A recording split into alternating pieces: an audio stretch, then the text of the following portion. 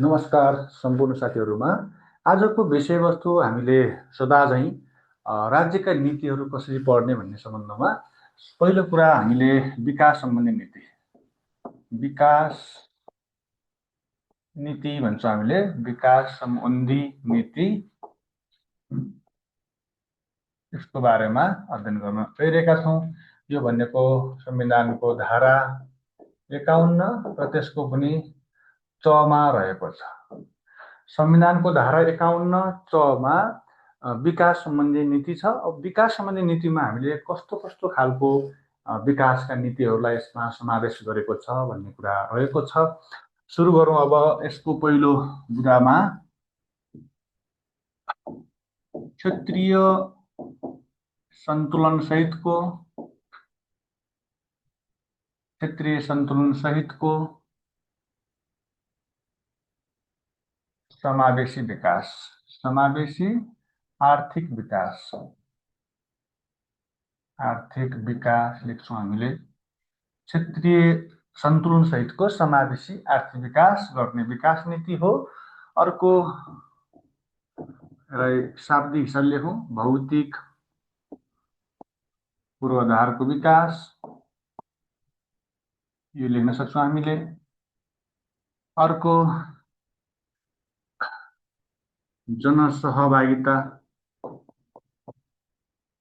जनसहभागितामूलक विकास, विकासका हरेक क्षेत्रमा जनसहभागिता अभिवृद्धि गर्ने भन्ने छ, यसको अभिवृद्धि यो रहन्छ। त्यसपछि अर्को छ विज्ञान प्रविधिको विकास,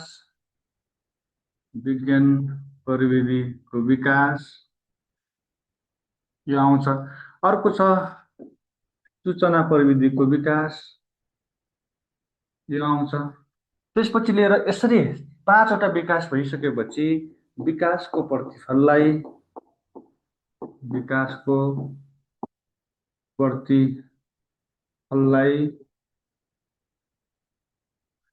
न्यायोचित वितरण, यो लेख्छौँ हामीले। अर्को लेख्छौँ 7औं बुदामा साथीहरू, 1 2 3 4 5 6 7औं बुदामा एमआइएसलाई, एमआइएस भनेको व्यवस्थापन सूचना प्रणालीलाई भन्छौँ हामीले। एमआइएस भनेको यहाँनिर लेख्दिएँ मैले, एमआइएस भनेको व्यवस्थापन सूचना प्रणाली, यो भनेको म्यानेजमेन्ट इन्फर्मेसन सिस्टम भनेको साथीहरू। एमआइएसलाई आर्थिक विकासमा है, राष्ट्रिय विकासमा आबद्ध गर्ने,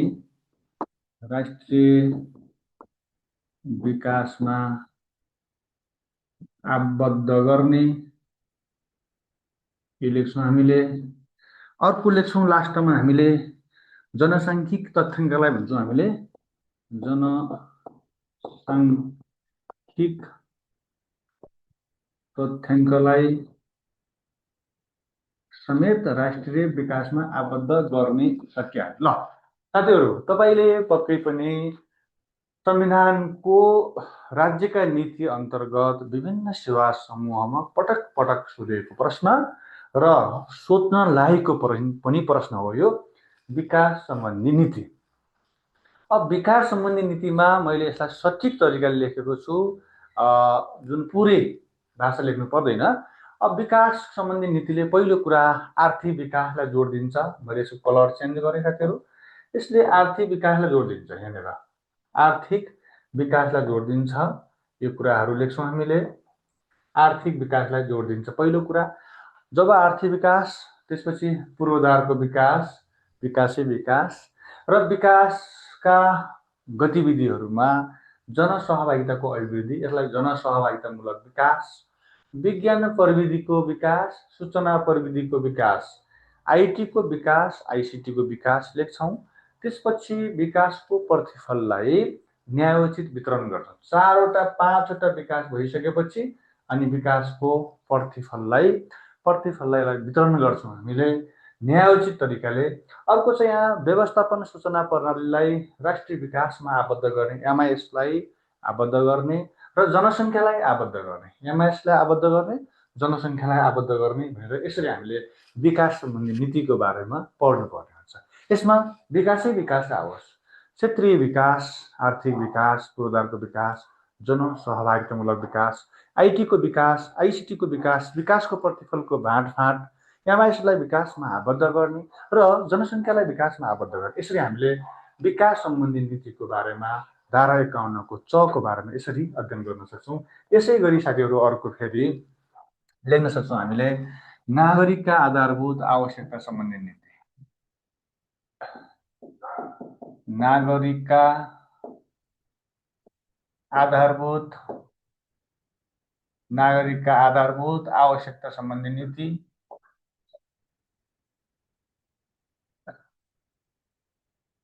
नागरिकका आधारभूत आवश्यकता सम्बन्धी नीति लेखेर हामीले यो संविधानको धारा 51 को पनि जमा रहेको छ। नागरिकका जनताका आधारभूत आवश्यकता सम्बन्धी नीति भन्ने रहेको छ। यसलाई हामीले यसरी लिन सक्छौँ। नागरिकका आधारभूत आवश्यकता भने के हुन्?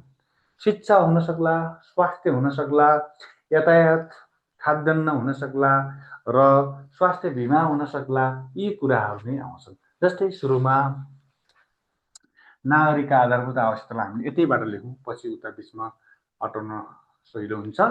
पहिलो कुरा आधारभूत आवश्यक भनेको शिक्षा हो।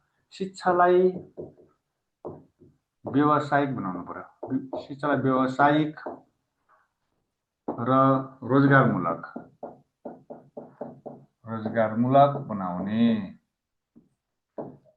एउटा शब्द हाम्रो आधारभूत आवश्यकता, शिक्षालाई व्यावसायिक र रोजगारमूलक बनाउने। त्यसो भए शिक्षा क्षेत्रमा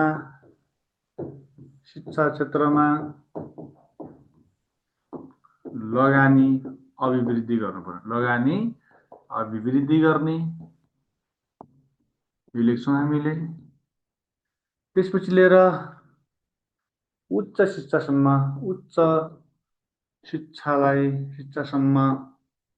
विपन्न समुदायलाई निशुल्क बनाउँदै लैजाने। निशुल्क बनाउने, त्यसको लागि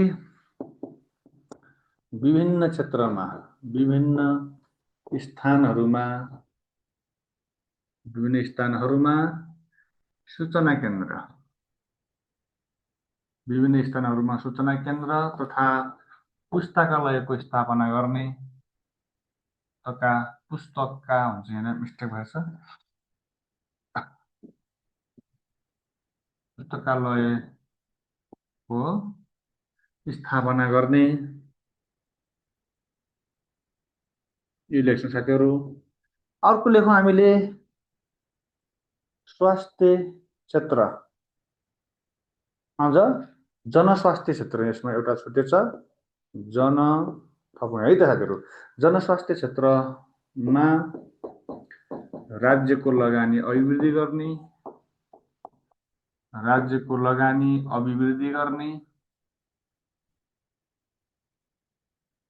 जनस्वास्थ्यको क्षेत्रमा राज्यको लगानी अभिवृद्धि गर्ने। अर्को लेखौँ स्वास्थ्य क्षेत्रलाई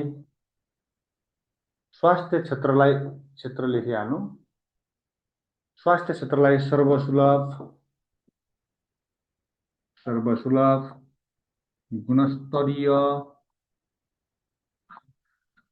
र पहुँचयोग्य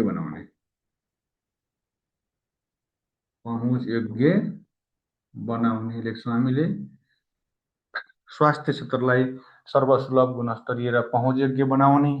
अनि त्यसपछि लिएर यता लेख्नु साथीहरू निजी लगानीमा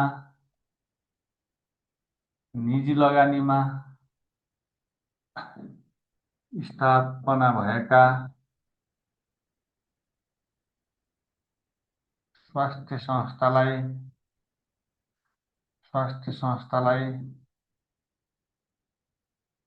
नियमन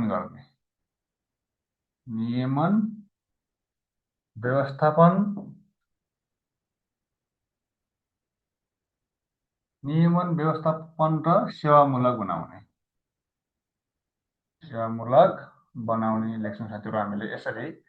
अझै सकिएको छैन। जनसङ्ख्या व्यवस्थापन, जनसङ्ख्या व्यवस्थापन गर्न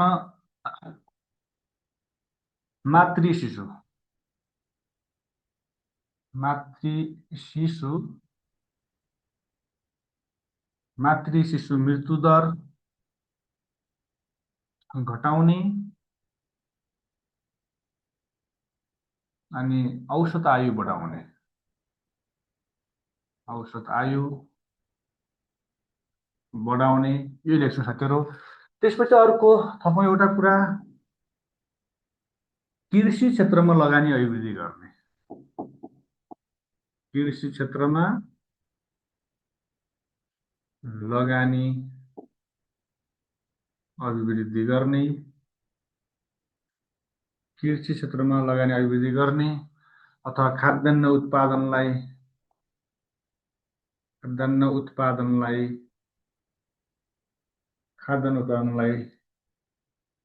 दिगो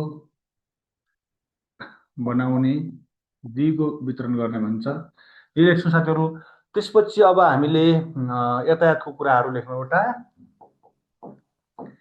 यातायात सेवालाई सहज बनाउने अनि अर्को एउटा कुरा थपौँ फेरि लास्टमा, स्वास्थ्य बिमामा सबैको पहुँच स्थापना गर्ने, सबैको पहुँच पुर्याउने लेखौँ न। ल, यसरी साथीहरू हामीले नागरिकका आधारभूत आवश्यकता सम्बन्धी नीतिको बारेमा लेख्दाखेरि संविधानको धारा 51 को जमा नागरिकका आधारभूत आवश्यकता सम्बन्धी नीति उल्लेख गरिएको छ। यो प्रश्न परीक्षामा आउन सक्ने सम्भावना, यसलाई हामीले सजिलै याद गर्न सक्छौँ। जस्तो शिक्षाको बारेमा 4वटा कुरा लेखेको छ। जस्तै यसलाई मैले रेड पेन प्रयोग गर्छु, यसको 4वटा कुराहरू उल्लेख गरेको छ। जस्तो यसमा शिक्षालाई व्यावसायिक, प्राविधिक र वैज्ञानिक र रोजगारमूलक बनाउने। अब शिक्षालाई व्यावसायिक, रोजगारमूलक बनाउने भनेर हुँदैन, त्यसको लागि राज्यले पर्याप्त लगानी बढाउनु पर्छ र शिक्षालाई निशुल्क बनाउनु पर्छ। जब शिक्षा निशुल्क हुन्छ त्यहाँ गरिबी र बेरोजगारीसँग जोडिएको हुन्छ। शिक्षा निशुल्क भएमा सबै शिक्षित हुन्छन्, सिप हुन्छ, अनुभव हुन्छ अनि मानिसले रोजगारी पाउँछ, गरिबी घट्छ, रोजगारी सृजना हुन्छ।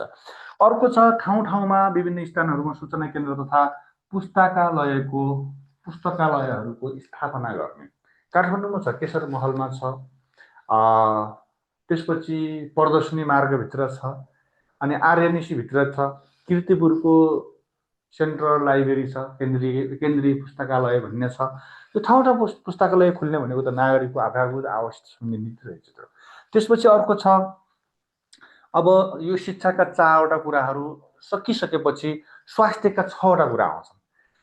यसको पनि स्वास्थ्य क्षेत्रमा राज्यको लगानी बढाउने त्यो कुराहरू छ। लगानी बढाउनु पर्यो, यहाँ कुन लगानी थियो, र स्वास्थ्य क्षेत्रलाई सर्वसुलभ र गुणस्तरीय बनाउने, यहाँ शिक्षालाई गुणस्तरीय बनाउने भन्ने थियो, यहाँ स्वास्थ्यलाई गुणस्तरीय भन्ने कुरा आयो।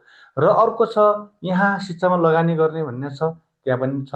यहाँ अब निजी लगानीबाट स्थापना भएका स्वास्थ्य संस्थाहरूलाई नियमन, व्यवस्थापन र ती निकायलाई सेवामूलक बनाउने, धेरै नाफा नखाऊ है तिमीहरू भनेर भन्ने। त्यसपछि अर्को छ यहाँ जनसङ्ख्या व्यवस्थापनको लागि मातृ शिशु मृत्यु दर घटाउने र औसत आयु घटाउने र बढाउने कुराहरू आयो। र यहाँसम्म आइसकेपछि हाम्रो 1 2 3 4 4वटा स्वास्थ्यका कुराहरू आएको छ। अझै पनि थप्न सक्छौँ हामीले।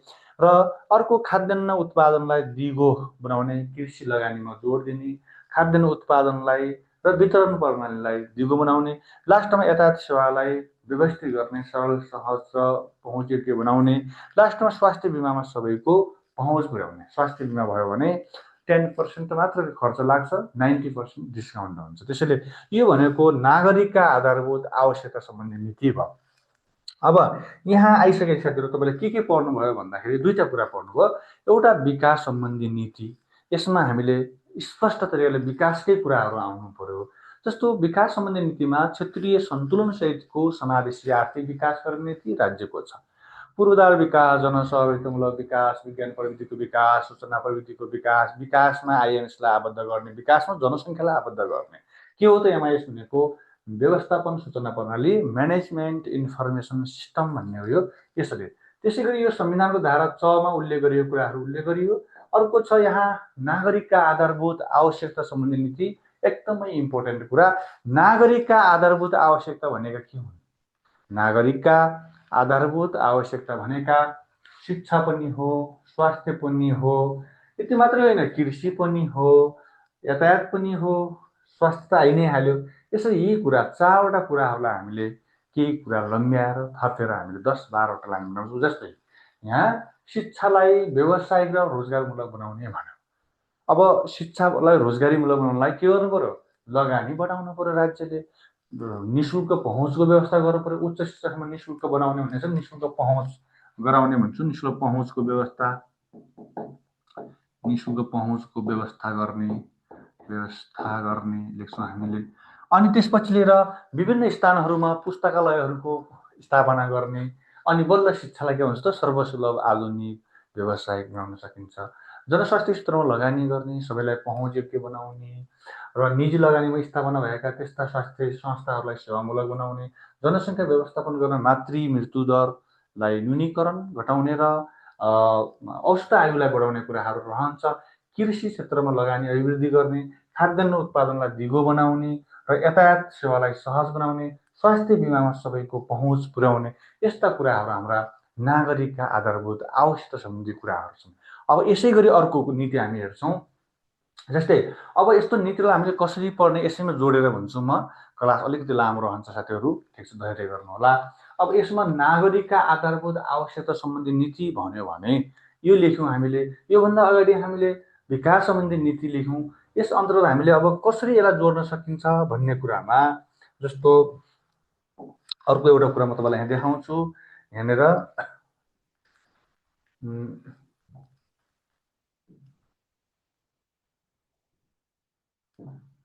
यहाँनिर होला साथीहरू, एकछिन स्प्लिट स्क्रिन गर्दैछु मैले।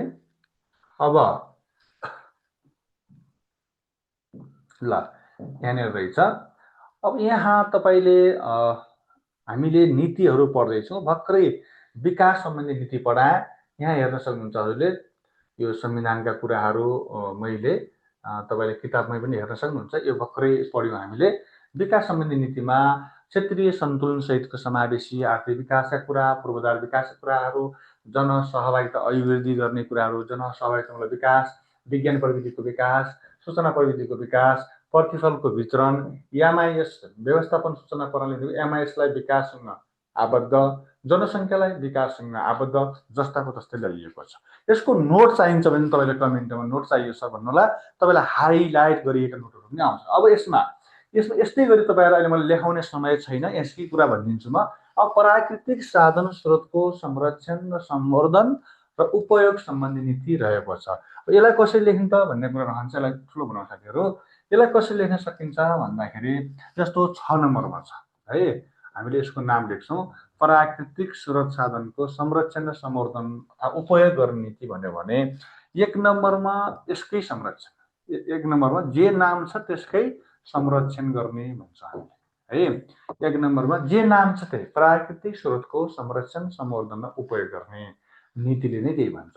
अब 2 नम्बरमा यसको उपधारा 2 मा गइसकेपछि जलस्रोतको बहुउपयोगी, जलस्रोतको कुरा आयो, उपयोग गर्ने। 3 नम्बरमा गइसकेपछि हामीले ऊर्जा आपूर्तिका कुराहरू आयो। यो कुराहरू लेख्छौँ हामीले, ऊर्जा आपूर्तिका कुराहरू आउँछ, ऊर्जा आपूर्ति। त्यसपछि अहिले तल गएपछि 4 नम्बरमा गइसकेपछि हामीले सिँचाइ व्यवस्थापन, सिँचाइ व्यवस्थापन लेख्छौँ हामीले, सिँचाइ व्यवस्थापन अथवा सिँचाइको विकास लेख्छौँ। त्यसपछि 5 नम्बरमा गएपछि जैविक विविधताको संरक्षण, जैविक विविधताको संरक्षण लेख्छौँ हामीले यसरी। त्यसपछि लिएर अर्को लेख्छौँ यहाँ वन क्षेत्र कायम, वन क्षेत्र कायम गर्ने लेख्छौँ। त्यस 7 नम्बरमा EIE लेख्छौँ वातावरणीय प्रभाव मूल्याङ्कनका तथा नकारात्मक असरहरू जस्तो प्राकृतिक वातावरण र जैविक विविधतामाथि नकारात्मक असर परेको वा पर्न सक्ने अवस्थामा त्यस्तो बेला नकारात्मक इआइए न्यूनीकरण गर्ने उपाय भन्छ। इआइएको जुन नकारात्मक कुरा नेगेटिभ कुराहरूलाई न्यूनीकरण गर्ने भन्ने कुरा छ है। न्यूनीकरण भन्छ हामीले, न्यूनीकरण हामीले लेखा होला, न्यून गर्ने भनौँ यो।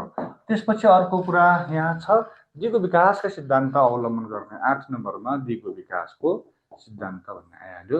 दिगो विकासको सिद्धान्त यो लेख्छौँ।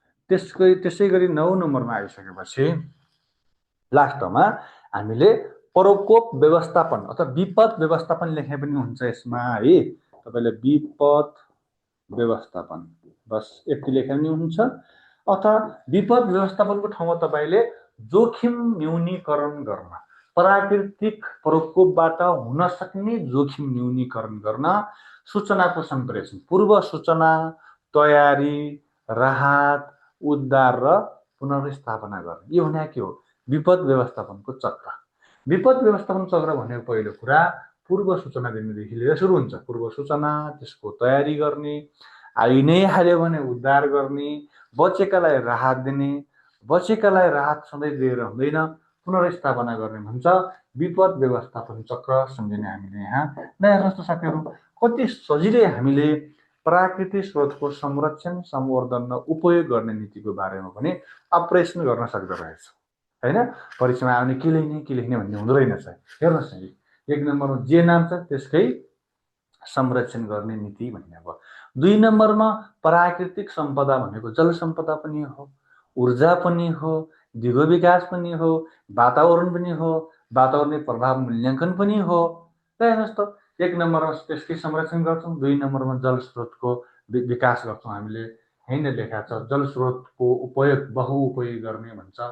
जल स्रोतको बहुउपयोगी विकास गर्ने, ऊर्जा आपूर्तिमा जोड दिने, सिँचाइलाई व्यवस्थापन गर्ने, जैविक विविधताको संरक्षण गर्ने, वातावरणीय सन्तुलनको लागि वन क्षेत्र कायम गर्ने। यहाँनिर छ वन क्षेत्र कायम गर्ने भन्छौँ हामीले। त्यसपछि अर्को छ वातावरणीय प्रभाव मूल्याङ्कनको नकारात्मक कुराहरूलाई न्यूनीकरण गर्ने। अर्को छ दिगो विकासका सिद्धान्तहरूलाई अवलम्बन गर्ने। लास्ट नम्बर जोखिम न्यूनीकरण गर्न, पूर्व सूचना, तयारी, उद्धार, राहत र त्यसको पुनर्स्थापना गर्नेसम्मका कुराहरू हाम्रो यहाँ प्राकृतिक स्रोतको संरक्षण, संवर्धन र उपयोग गर्ने सम्बन्धी नीतिमा रहेको छ हो। यो कुरालाई तपाईँले अब यसै गरी अन्य कुरा पनि तपाईँले सजिलै ल्याउन सक्नुहुन्छ। अगाडि नागरिकका आधारभूत आवश्यकता सम्बन्धी भनिसकेको छु। शिक्षाका कुरा, लगानीका कुरा, निःशुल्क बनाउँदै लिने कुरा, पुस्तकालयका कुराहरू, स्वास्थ्यमा पहुँचका कुराहरू।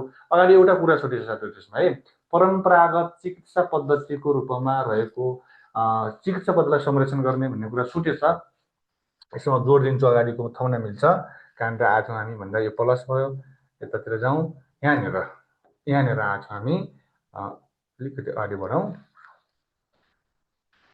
यहाँनिर ल हेर्नुहोस् त, नागरिकका आधारभूत आवश्यकतामा एउटा कुरा यहाँ छुटेछ, थप्ने मैले है त। चिकित्सा परम्परागत चिकित्सा पद्धतिको संरक्षण गर्ने,